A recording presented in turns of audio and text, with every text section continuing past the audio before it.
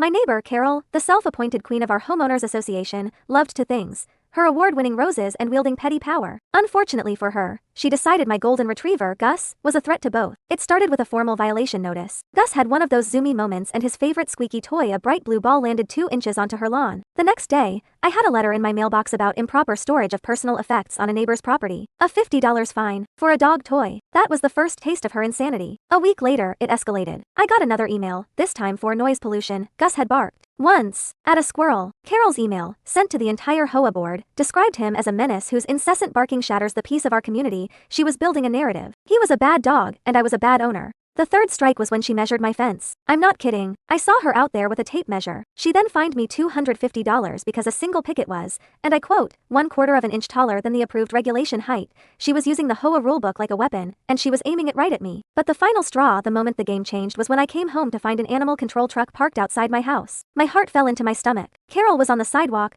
pointing at my front door, giving a dramatic performance about how my sweet, goofy Gus had lunged at her and was an uncontrolled, aggressive animal. She was trying to have him taken away. All because she didn't like him sniffing near her precious roses. Watching that officer walk to my door, my panic just evaporated. It was replaced by a cold, quiet rage. She didn't just file a complaint. She tried to take a member of my family. That was it. She wanted to play by the book. Fine. We'd play. Carol's biggest weakness was her pride. She believed she was the HOA. She wrote half the rules, but she was so arrogant, she never thought they'd apply to her. That night, I didn't sleep. I sat with a pot of coffee and the 200-page HOA bylaws, reading every single word, and I found gold. Her award-winning garden, her pride and joy, was a minefield of violations. The custom-built white trellis for her roses, never submitted to the Architectural Review Committee. Bylaw 7.4. The charming little stone cherub fountain, exceeded the maximum height for decorative items by 6 inches. Bylaw 9.2. And the beautiful, exotic purple flowers bordering her walkway, they were a non-native, invasive species explicitly banned by the HOA's own Landscaping Guide Appendix C, page 47. The next morning, I took my camera, a ruler, and the HOA rulebook. I documented everything, every violation, cross-referenced with the exact bylaw number. I compiled it into a 12-page, professionally formatted PDF titled Formal Complaint,